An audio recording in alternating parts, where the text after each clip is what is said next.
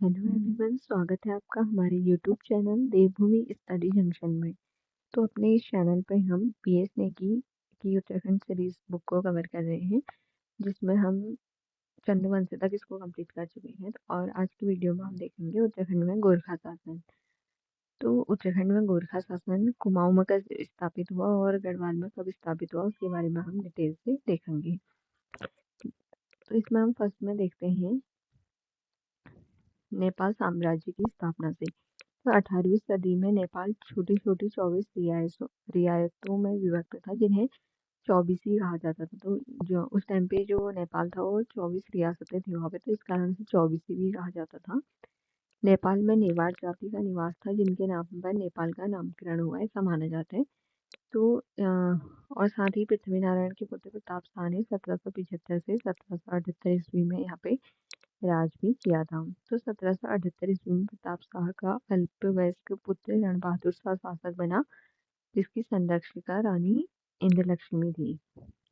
तो ये इनमें से कुछ इम्पोर्टेंट फैक्ट नहीं है, तो हम सीधे से देखेंगे कुमाऊं में गोरखा शासन के समय से ही हम इसके बारे में देखेंगे। तो कुमाऊं चंद्रवंश का जो अंतिम शासक था वो महेंद्र चंद था, क्योंकि जब महेंद्र चंद शासक था कुमाऊं का अंतिम शासक, महेंद्र चंद के समय पर ही गोरखों ने कुमाऊं पर आक्रमण किया और महेंद्र चंद को पराजित किया हौलबाग नामक स्थान पर अल्मोड़ा में। तो इस कारण से अगर कभी पूछा जाए कि कुमाऊं में चंद्रवंश का अंत किस युद्ध से हुआ, तो हौलबाग के युद्ध से ही उसका अंत माना जाता है। तो जनवरी 1790 में गोरखों ने अमर सिंह थापा, हस्तिदल चौतरिया, सूरवीर थापा, काजी जगजीत पांडे के नेतृत्व में कुमाऊं पर आक्रमण किया। और कुमाऊं पर गोरखों ने 2 बार आक्रमण किया, जिसमें एक काली नदी पार कर सौर सेतु और दूसरी बिसुंग होते हुए अल्मोड़ा पर आक्रमण किया। प्रारंभ में मोहनचंद्र की सेना अमर सिंह थापा की फौज को शिकस्त देते हुए कुमाऊं की ओर लौटने को मजबूर किया। और फिर 1790 में हौलबाग में महेंद्र चंद व गोरखों के बीच साधारण सा युद्ध हुआ, जिसमें महेंद्र चंद पराजित हुए। और इसी के साथ ही जो कुमाऊं में चंद्रवंश समाप्त हो गया और यहाँ पे गोरखों का शासन स्थापित हुआ। गोरखों को कुमाऊं पर आक्रमण करने का न्योता जो दिया था, जो आमंत्रण दिया था, वो हर्षदेव जोशी ने ही दिया था। इसी कारण से कुमाऊं का विभीषण या मतलब इस तरीके से संज्ञा दी जाती है, क्योंकि इसने इस तरह के काम किए थे कुमाऊं में रहते हुए भी। यहाँ के लोगों के एक हिसाब से हम कह सकते हैं कि पीठ में छुरा घोंपने वाला काम किया था हर्षदेव जोशी ने। तो कुमाऊं पर गोरखों का जो शासन था वो 1790 से 1815 ईस्वी तक रहा। मतलब कि जो गोरखों ने कुमाऊं पर शासन किया वो 25 वर्षों तक किया। और कुमाऊं के जीतने के बाद गोरखों ने गढ़वाल पर भी कब्जा करने की कोशिश की। इस पर उन्होंने 1791 पर आक्रमण किया, परंतु वो वहां पे सफल नहीं हुए और वहां पे उस समय वो अपना कब्जा नहीं कर सके। तो जब कुमाऊं पर आक्रमण किया उस समय तो अमर सिंह थापा हस्तिदल चौतरिया के नेतृत्व में ही हुआ था। और फिर जब आक्रमण करने के बाद यहाँ पे इनका अधिकार हो गया, तो गोरखाओं का जो प्रथम सूबेदार बना कुमाऊं में, ये पूछा जाता है कि कुमाऊं का प्रथम गोरखा सूबेदार कौन था। वो था जोगा मल शाह, जो 1792 91 92 में से नियुक्त किया गया। ठीक है, अगर ये भी पूछा जाए कि कुमाऊं पर आक्रमण के समय जो गोरखा सरदार था वो कौन था, तो वो था रण बहादुर शाह था। ठीक है, और जो प्रथम सूबेदार था वो जोगामल शाह था। और जो दूसरा सूबा बना वो काजी नरसाही था। इसी के समय पर एक मतलब काजी नरसाही की घटना अगर पूछा जाता है किसके समय हुई, तो वो नरसाह के समय हुई थी। वो क्या थी, इसके समय मंगलवार रात्रि कांड हुआ, जिसके लिए आज भी यहाँ प्रचलित कहावत मंगल की रात और नरसाही का पाला कहा जाता है। ठीक है, कुमाऊं में तीसरा गोरखा सूबेदार जो था वो अजब सिंह ख्वास को बनाया गया, जिसके समय अल्मोड़ा के 1500 ग्राम प्रधानों का सामूहिक नरसंहार हुआ था। तो अब ऐसे फैक्ट पूछे जाने लगे, हो सकता है पूछा जाए कि 1500 ग्राम प्रधानों का सामूहिक नरसंहार किस गोरखा सूबेदार के समय में हुआ था, तो वो हुआ था अजब सिंह ख्वास। तो अजब सिंह ख्वास के समय में 1500 ग्राम प्रधानों का सामूहिक नरसंहार हुआ था। चौथा सूबा बना था अमर सिंह थापा और पांचवा बना था प्रबल राणा को बनाया गया था। और जो छठवां सूबा था वो था बमसाह। तो ये भी कई बार पूछ लिया जाता है कि अंतिम जो सूबा था गोरखों का शासक था वो कौन था, तो वो था बमसाह था। और इसने ब्राह्मणों पर कुसही कर लगाया। तो यहाँ पे एक इम्पोर्टेंट फैक्ट हो जाता है कि जो कुसही कर था वो किससे लिया जाता था। तो जो कुसही कर था वो किससे लिया जाता था, कुसही कर लिया जाता था ब्राह्मणों से। तो कुसही कर को वसूला जाता था गोरखा शासन काल में, इसे ब्राह्मणों से लिया जाता था। ठीक है, तो ये तो था इनके उस समय की कौन कौन से थे। फिर जो सातवां सूबा एक बार फिर से, लेकिन कई जगह सातवां आठवां सूबा दिया जाता है।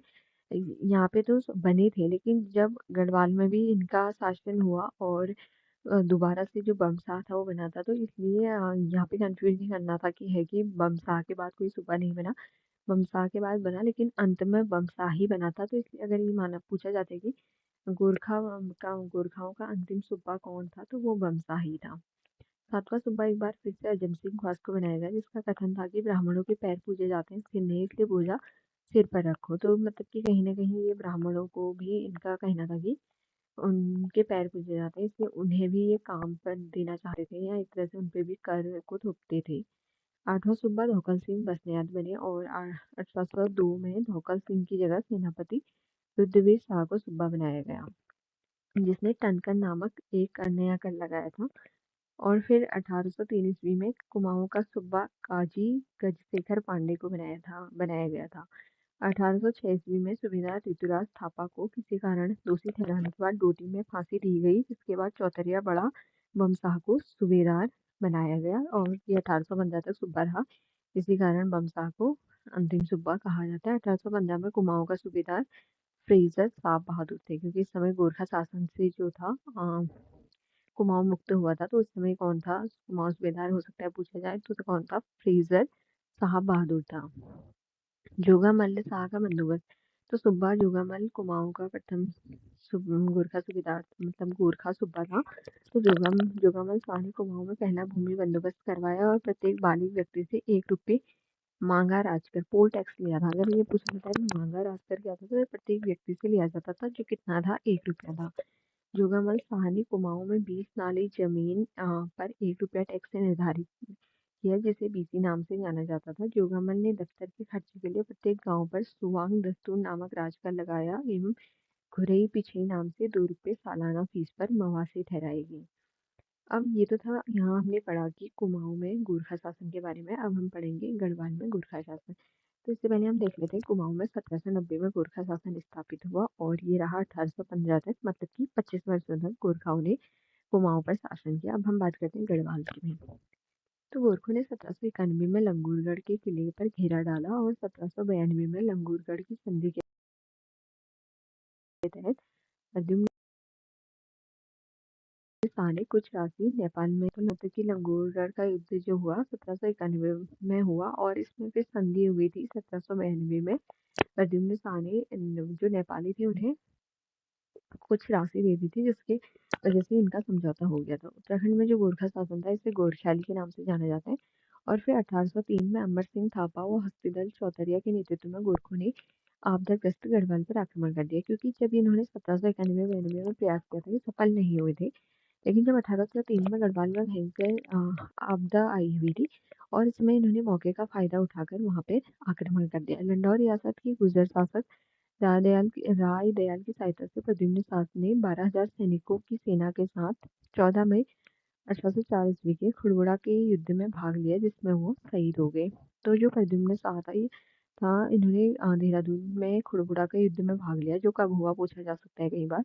14 मई 1804 को खुड़बुड़ा का युद्ध हुआ था, जिसमें जो प्रद्युम्न शाह थे वो शहीद हो गए थे। 1804 में अमर सिंह थापा और उसके पुत्र रणजोध थापा ने गढ़वाल कुमाऊं का प्रशासन अपने हाथ में ले लिया। गढ़वाल पर गोरखों ने 1804 से 1815, मतलब कि अ, 10 वर्ष, 10 वर्ष, या हम कह सकते हैं कि 10 वर्ष 5-6 महीने इनका शासन था। डेढ़ डेढ़ वर्ष का, 10.5 वर्ष का इनका शासन माना जाते हैं। तो मतलब कि हम कह सकते हैं कि 10 वर्ष से 6 महीने के करीब इन्होंने शासन किया था। हस्ती दल शाह ने गढ़वाल में गोरखा प्रशासक के रूप में कार्य किया तो इनकी कुछ शब्दावली है, जैसे ब्राह्मण दासों को कटवा कहते थे। ब्राह्मण दासों को कटवा कहते थे और साथ ही जो विचारी था वो न्यायाधीश न्यायाधीश को विचारी कहा जाता था। और और जो कार्यरत सैनिक होते थे उन्हें जागरिया या जागचा कहा जाता था। और दसाई दशहरे के लिए दसाई प्रयोग करते थे। और ढाकरिया होता था 2 वर्ष के लिए सेवा मुक्त सैनिकों को। और ठाकुरिया जो होते थे वो पेंशन प्राप्त अधिकारी होते थे। तो ठाकुरिया कहते थे पेंशन वाले अधिकारियों को। और जो 2 वर्ष के लिए सेवा मुक्त सैनिक होते थे उन्हें ढाकुरिया कहते थे। शिल्पकारों को ये कामी कहते थे।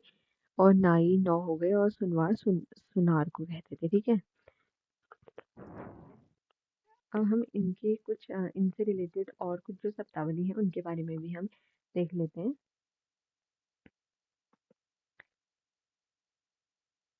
तो गोरखों की जो प्रशासनिक व्यवस्था थी उसके बारे में हम इसमें कवर करेंगे। तो गोरखा प्रशासन फौजी शासन था जो सूबेदार के अधीन होता था। जैसे हमने अभी पढ़ा कि कौन सूबेदार कौन था करके। गोरखा सैनिकों का मुख्य हथियार खोखरी था। तो इनका जो मुख्य हथियार था खोखरी था, जिसका प्रमुख केंद्र गढ़ी नाम का नगर था।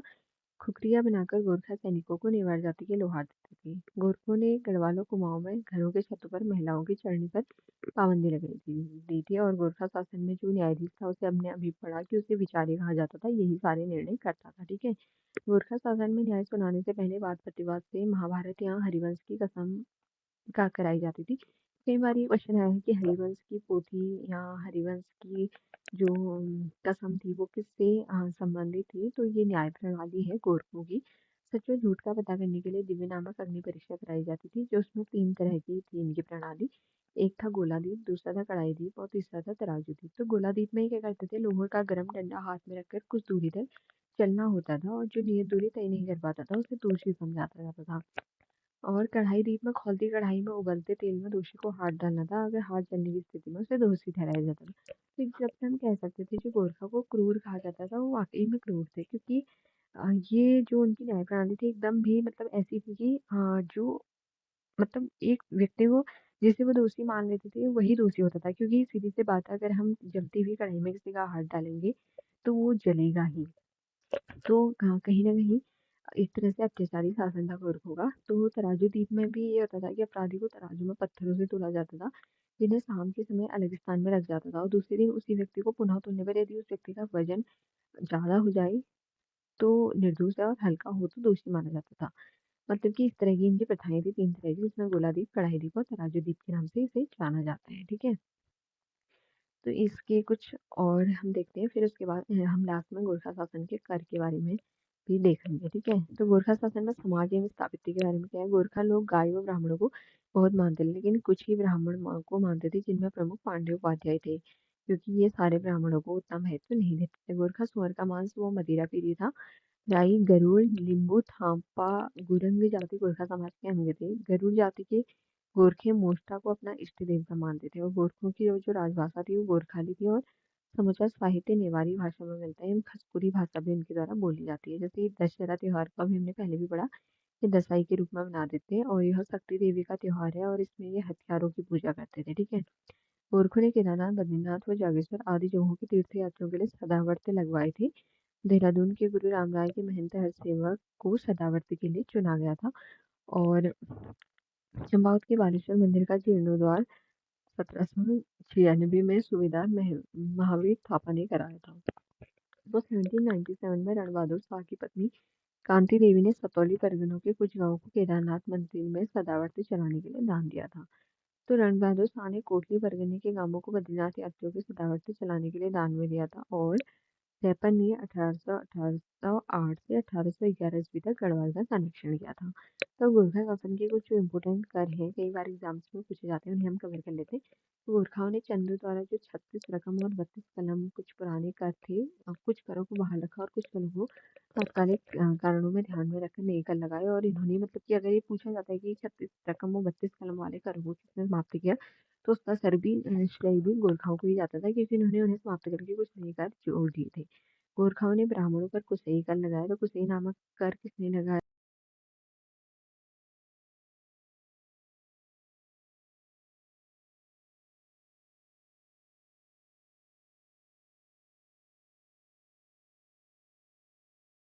और किस पे लगाया, तो गोरखों ने लगाया, ब्राह्मणों पे लगाया। यह 260 नाली या 13 जूलिया तक जमीन हत्याए हुए ब्राह्मणों का था।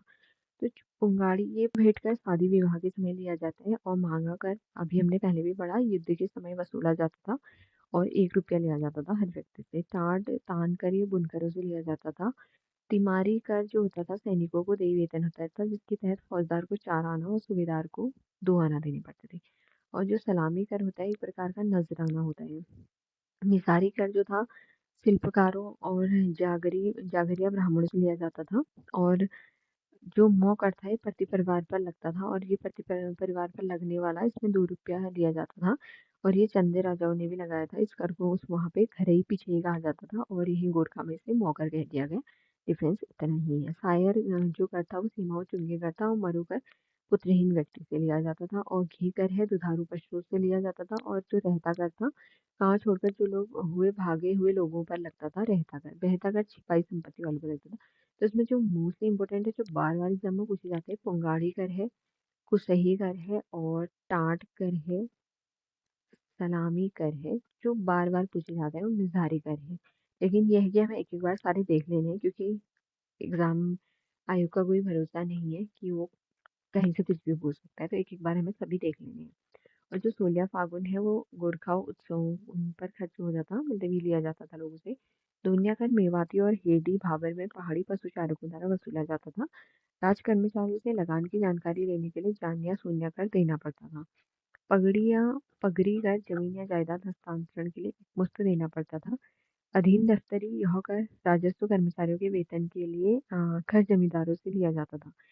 और जो मेजबानी दस्तूर था ये ढायाना होता था। गांव के प्रधान तुकदारों के अधीन होते थे, जिन्हें राजकर के अलावा इनको दस्तूर देना पड़ता था। और गोरखा शासन में काश्तकारों से कर ठेकाबंदी के आधार पर लिया जाता था। और गोरखा शासन में सेवा के बदले दी जाने वाली भूमि को मानचौल कहा जाता था। और जो गोरखा थे उन्होंने मतलब कि कर वसूलने के नियम बनाए थे, जिन्हें बलि कहते थे। रण बहादुर चंद्रिका की रचना कवि मौलाराम ने की थी, जिसके लिए नेपाल सरकार ने उन्हें जागीरें दी थी। कई बार बुक्स से भी पूछ लिया जाता है, तो हमें यहाँ ये ध्यान रखना है कि जो रण बहादुर चंद्रिका है ये किसकी है रचना है, कवि मौलाराम की ये रचना है। तो आज की इस वीडियो में हमने गोरखा शासन के बारे में पढ़ा कि उन्होंने कुमाऊं पर कितने वर्ष शासन किया, और कब यहाँ पे आक्रमण किया, कौन कौन से सूबा बने थे, उसमें सीक्वेंस हमने वो देखे। साथ ही हमने गढ़वाल का भी पढ़ा, और उसके बाद हमने उनके कर पढ़े जो मोस्टली गोरखा के कर से ही पूछे जाते हैं, और कुछ उसकी शब्दावली देखी। तो इसमें हमने पूरे गोरखा से रिलेटेड जो भी टॉपिक्स थे उन्हें देखा। लेकिन ऐसा नहीं है कि यहाँ पे जो है गोरखा का मतलब हम ये नहीं कह सकते ऑलमोस्ट कवर हो गया है, क्योंकि गोरखा से रिलेटेड अभी बहुत सारे फैक्ट हैं जो हमें कवर करने हैं। क्योंकि गोरखा सेना नायकों से बहुत सारे क्वेश्चन पूछे जाते हैं कि गोरखा सेना नायक स्पेशली अमर सिंह थापा और ये जो फेमस सेना नायक हैं इनके बारे में पूछा जाता है। तो हम इसको भी आज के वीडियो में ही कवर कर लेते हैं, जिससे कि हमारा पूरा गोरखा जो शासन है वो एक साथ ही कंप्लीट हो जाए। ठीक है, 1 मिनट हम वेट करेंगे।